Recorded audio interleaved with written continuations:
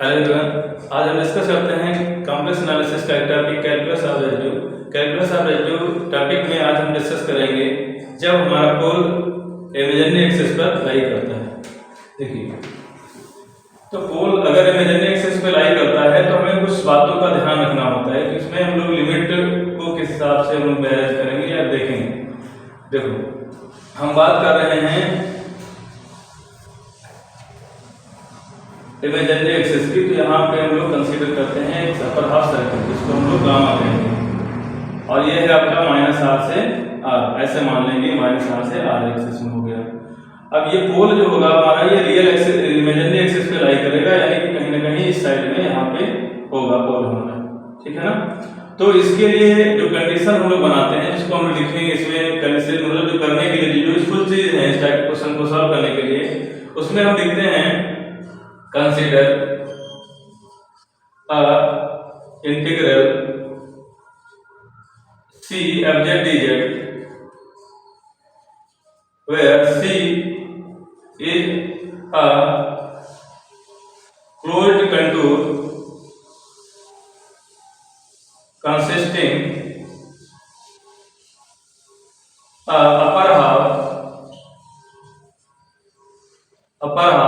large circle gamma, और वो भी ऐसा mod z equal to r, ठीक है। रियल, ये कैसा होगा, ये तो रियल एक्सिस के लिए हो गया, real axis from -r to r, ठीक है ना। इस टाइप से हम लोग इसको कंसीडर कर लेते हैं। अब इसको मतलब ये है कि इसको हम लिखते हैं integration c f z dz equal to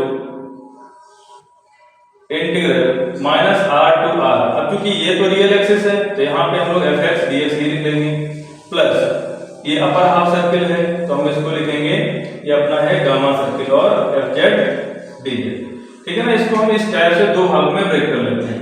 क्योंकि इस इंटीग्रल की अगर बात करें, इसको हम कैसे डिफाइन करते हैं, तो इसको निकालने के लिए हम जनरल फार्मूला यूज करते हैं, integral gamma fz dz equal to i k θ2 minus θ1 where k equals to limit z tends to infinite या r tends to infinite भी लिख सकते हैं इसमें, और z f z, ये हमारा k की वैल्यू है। एक कंडीशन को और यूज करते हैं हम लोग, जब हमारे f z फंक्शन में एक्सपोनेंशियल मिल जाता है, उसको हम कहते हैं कि यदि हम लोग ये कहें बाई जॉर्डन लेमा, उसको कहते हैं, क्या कहते हैं, जॉर्डन लेमा।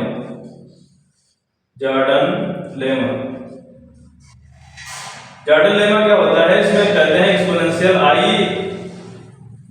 mz लिख सकते हैं बटे में, अगर यहाँ पे इस टाइप का फंक्शन है इनटू fz लिखा है, इनटू fz dz लिखा है, तो इस टाइप के फंक्शन को जो भी हमारा होगा उसको r tends to infinity limit पर इसको हम कहते हैं 0। ये एज अ रिजल्ट हम लोग इसका यूज कर लेंगे इसमें, ठीक है।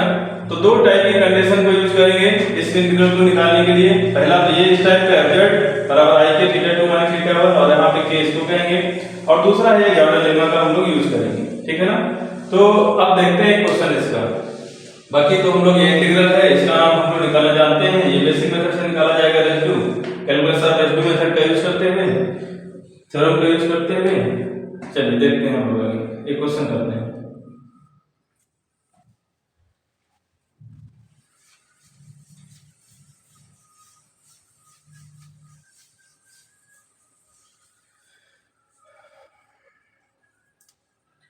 लिखेंगे question, integral 0 to infinite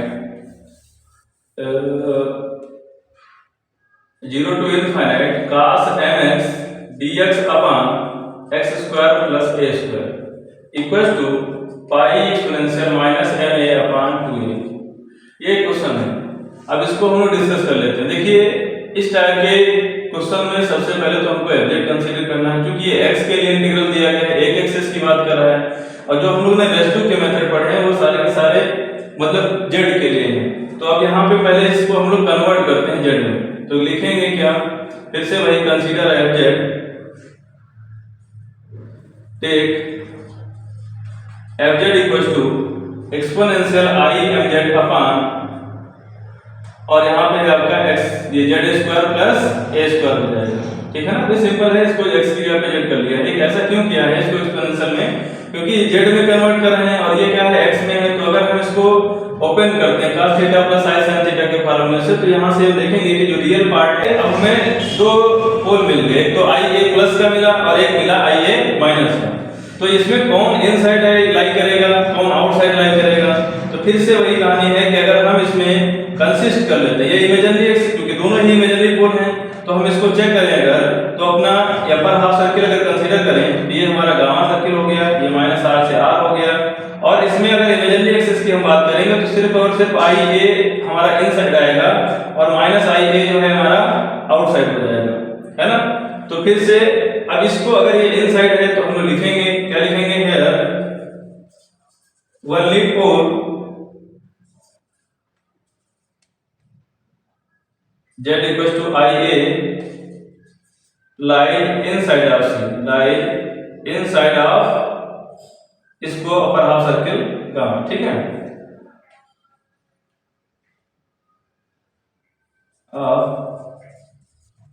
contour सी, ठीक है। अगर ये केवल एक पोल लाई करता है तो इसको हम क्या लिख सकते हैं, भाई कॉची रेसिड्यू थ्योरम लगा लेते हैं, या हम लोग कॉची रेसिड्यू थ्योरम तो यूज करेंगे नहीं करेंगे, पहले रेसिड्यू निकाल लेते हैं। क्योंकि z बराबर i a एक सिंपल पोल है, is a simple pole, is a simple pole. अगर ये सिंपल पोल है तो सिंपल पोल के रेसिड्यू का फार्मूला हम लोग जानते हैं कि residue at z equals to a equals to limit z tends to a z minus a और fz, ऐसा लिखते हैं हम लोग। यहाँ लिखेंगे लिमिट z टेंड्स टू, अब कितने पर हमें निकालना है वो हम लोग थोड़ा इधर देखते हैं। Limit z tends to i a, ये है रेसिड्यू आपका z बराबर i a का, है ना, बराबर यहाँ पे लिखेंगे z माइनस i a और fz की वैल्यू हमारे पास है एक्सपोनेंशियल i mz अपॉन यहाँ से z माइनस i a और z प्लस i a। क्योंकि देखो इसके z square plus a square के ही दो फैक्टर हम लोग निकाले थे, तो उसको हमने पूरे दो भागों में ब्रेक कर दिया, z माइनस i a और z प्लस i, ये वाला पार्ट यहाँ से कैंसिल हो जाता है। अब ये i a की वैल्यू को यहाँ पुट कर लें, एक्सपोनेंशियल i m और z की वैल्यू है i a upon i a plus i a। इसको हम देखें तो हमारा हो जाएगा एक्सपोनेंशियल i स्क्वायर यानी कि माइनस का m अपॉन 2i a, है ना। तो by Cauchy residue theorem, by Cauchy residue theorem integration c fz dz बराबर क्या हो जाएगा आपका, ये हम जानते हैं ना 2 पाई i और समेशन, यानी कि सम ऑफ रेसिड्यूज होता है यहाँ पे, सम ऑफ रेसिड्यूज। तो यहाँ पे रेसिड्यूज और z बराबर z, क्योंकि अपने पास एक ही रेसिड्यू है इसलिए हम यहाँ पे सीधे सीधे e पावर माइनस का ma और अपान में 2ia लिख सकते हैं। तो 2i से 2i भी कैंसिल हो जाएगा, ये आ जाएगा आपका पाई e power minus ma upon a।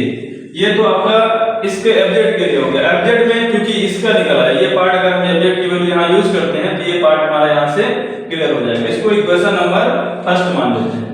अब फिर से हम लोग वही लिखेंगे, क्या लिखेंगे, जो इस सर्किल के बारे में बात कर रहे थे, क्योंकि हमको आंसर लाना है इस क्षेत्र में, यहाँ पे क्या लाना है x के लिए, तो हम लोग ये तो पूरा निकाले हैं ओवरऑल, तो इसको भी कन्वर्ट करना है। कन्वर्ट करने के लिए हम लोग लिखेंगे सर्किल के बारे में, ठीक है ना।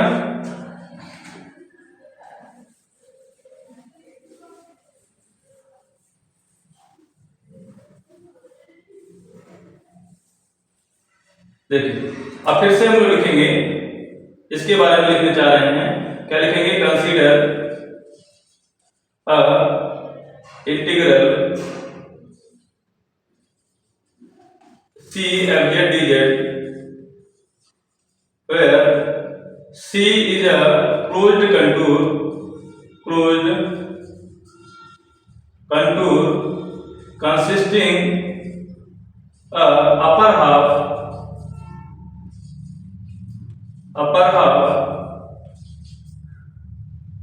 large circle गामा और मान z बराबर r। तो यहाँ पे इसको हम लिख सकते हैं real axis from minus r to r, ठीक है। तो इसके बारे में हम लोगों ने लिख लिया। अब देखो इसको क्या लिखेंगे, इंटीग्रेशन c fz डिजिट। इसको हमने किस टाइप से कन्वर्ट किया है, इसको हमने कहा -r से r में एक रियल एक्सिस है अपने पास, ठीक है। और हमने कहा यहाँ पे कि ये गामा है अपर हाफ सर्किल है जो जिसको हम कहेंगे fz dz में कन्वर्ट होगा। अब चूंकि देखो इसकी वैल्यू अब हमको निकालना है यहाँ से, तो अब यहाँ फंक्शन हमारा fz क्या था, fz था हमारे पास, चलिए लिखिए पहले तो हम लिख देते हैं limit z tends to infinite 1/z² plus a² बराबर क्या हो गया 0। तो अब हम लिखेंगे बाय जॉर्डन लेमा, क्या लिखेंगे जॉर्डन लेमा, और जॉर्डन लेमा का लगा दिए तो इंटीग्रेशन गामा एक्सपोनेंशियल imz और fz dz जो होगा वो क्या हो जाएगा 0 हो जाएगा। क्लियर है ना इतना। तो ये जॉर्डन लेमा से अगर 0 होता है तो ये इंटीग्रल अपना 0 हो गया, ये वाला पार्ट क्या हो जाएगा 0 हो जाएगा, ठीक है ना। तो अब इसके बाद देखो यहाँ पे पुट इसमें वैल्यू पुट कर लेते हैं एचएस आरएचएस के दोनों साइड में।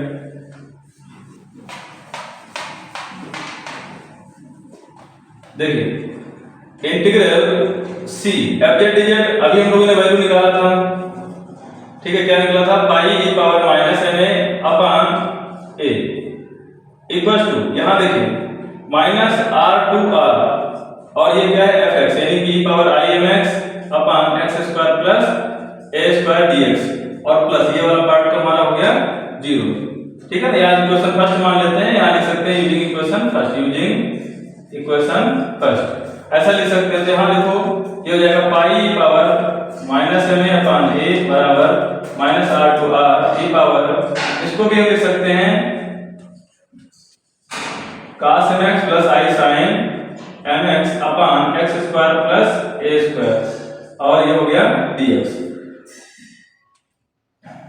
If r tends to infinite जहां पे लिखेंगे pi e power minus ma upon a equal to minus infinite two plus infinite cos mx plus i sin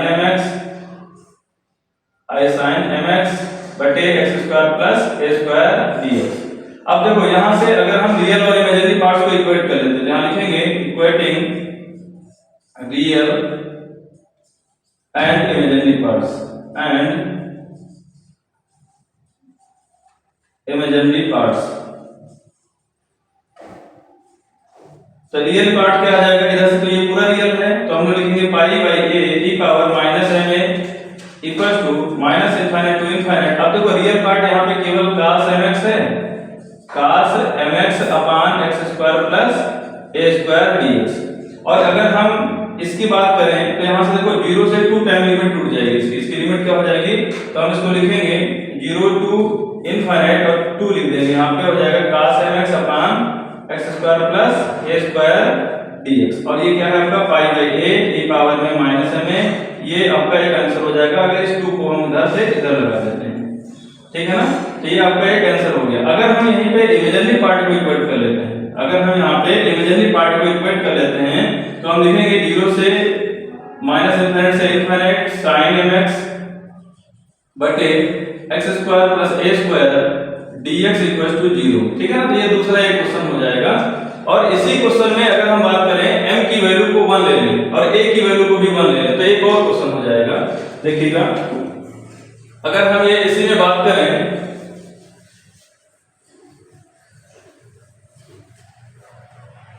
इसी क्वेश्चन में हम बात करें take m equal to 1 and a equal to 1 तो हम लिख सकते हैं 0 to infinite cos x upon x² plus 1 dx equal to pi e power minus 1 upon 2, ठीक है ना। तो इस ऐसा भी हम लिख सकते हैं, इसको ये भी एक आंसर हो जाएगा। क्लियर है इतना। तो अब एक इसी टाइप का एक और क्वेश्चन हम लोग डिस्कस करते हैं।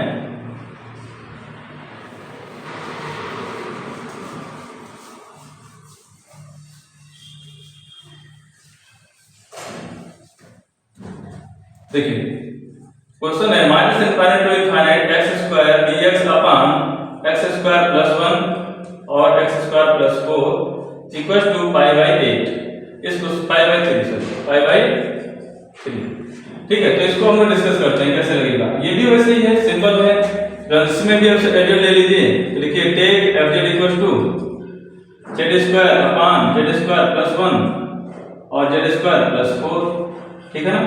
For poles z square plus 1 और z square plus 4 equal to 0। जेड बराबर कितना आएगा यहाँ पे प्लस माइनस आई आएगा और प्लस माइनस 2i आएगा। फिर से वही consider upper half circle gamma, ठीक है। कंसीडर हम लोग लिखेंगे consider a integral,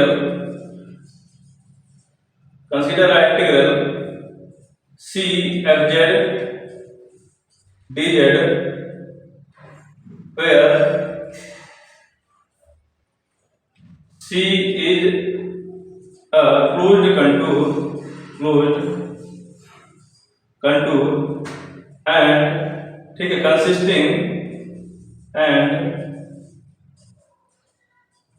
consisting of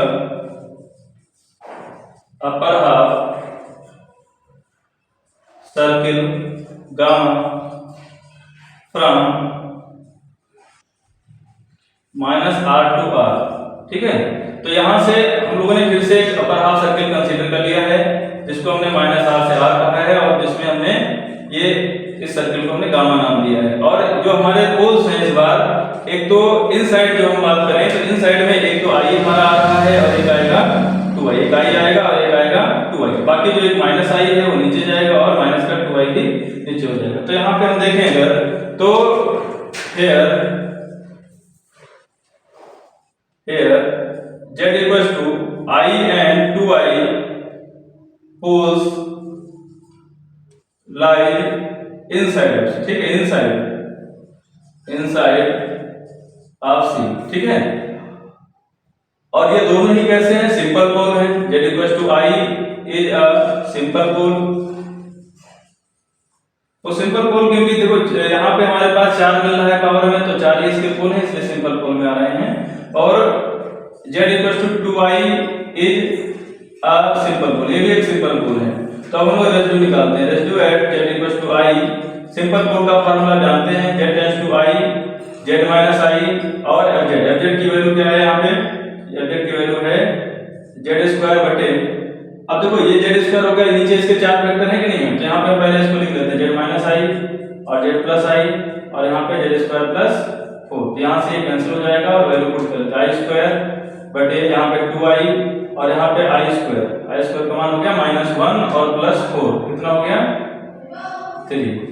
i square के ऊपर -1 है तो -1/6i, ठीक है ना। ये i से i कैंसिल कर लेते हैं यहाँ पे हम लोग, तो लिखेंगे i/6, ठीक है, एक पार्ट हो गया। अब हम लोग अगला निकालते हैं, residue at z equals to 2i, तो यहाँ पे लिखेंगे limit z tends to 2i z minus 2i और यहाँ पे z square upon z square plus 1 और इसके दो पार्ट हो गए, z माइनस 2i और इनटू में z प्लस 2i। तो यहाँ से क्लियर है, z माइनस वाला कट जाएगा और 2i पुट कर देंगे अगर, तो आ जाएगा 4i स्क्वायर अपॉन, यहाँ पे भी पुट कर लेंगे तो यहाँ जाएगा 4i square plus 1, 4i square plus 1 और यहाँ पे 2i 4i, क्लियर है इतना। एक i से एक i यहाँ पे कैंसिल हो गया, 4 से 4 कैंसिल हो जाएगा और i स्क्वायर -1 हो गया, यानी कि यहाँ से -4 प्लस 1 यानी कि माइनस का 3 और ऊपर i अपान 3 आ जाएगा, वो भी माइनस का, ठीक है ना। तो इतना आ गया। अब हम लोग बात करते हैं बाई कॉची रेशियो थ्योरम। देखो यहाँ तो हम लोग इसको लिख लेते हैं, क्या लिख लेते हैं, इसको इक्वेशन भी नाम डाल लीजिए, इक्वेशन लिख लीजिए integration C F Z D Z बराबर integral -r to r fx dx plus integral gamma F Z D Z, इस टाइप से लिख सकते हैं हम लोग। तो इसको इक्वेशन कुछ नाम दे दीजिए। अब देखिए by Cauchy ratio theorem, by Cauchy ratio theorem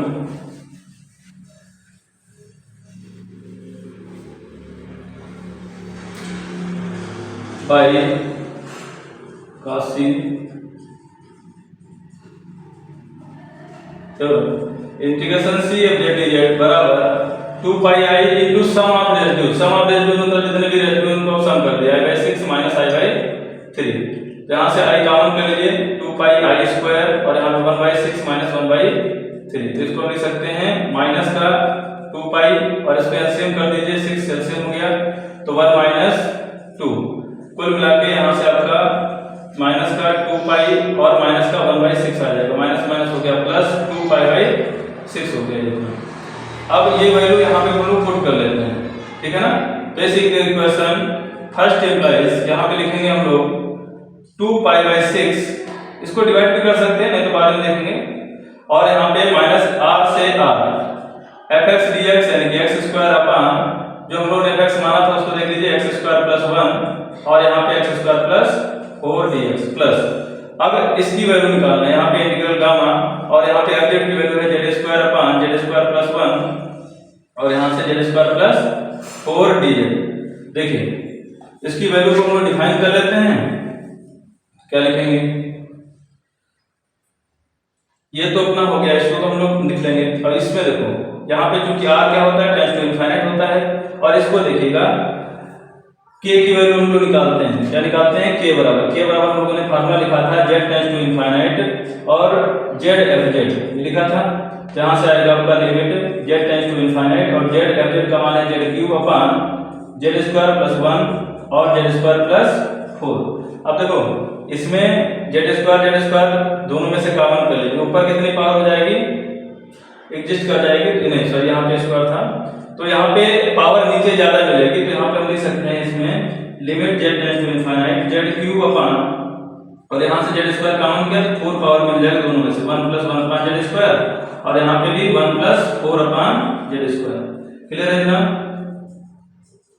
तो अब देखो यहाँ से ये पावर कटेगा, एक पावर नीचे बचेगा, ये हो जाएगा 0। अगर ये 0 हो जा रहा है इसका मतलब हुआ कि हम लोग अगर लिमिट लगाएं, किसमें लगाएं, k वाले उसी फार्मूले में, गामा वाले में एक लिखा था हम लोगों ने फार्मूला शुरुआत में, क्या लिखते हैं, इंटीग्रल गामा fz dz बराबर i k θ2 minus θ1।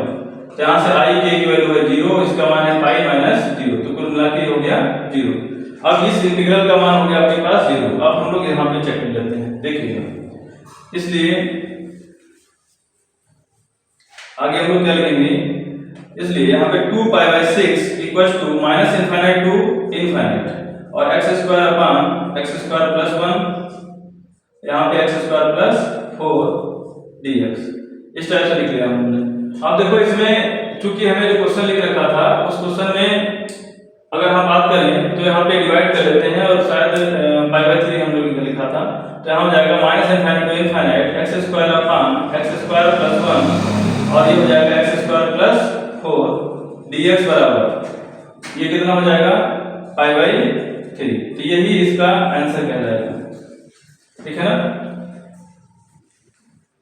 Thank you.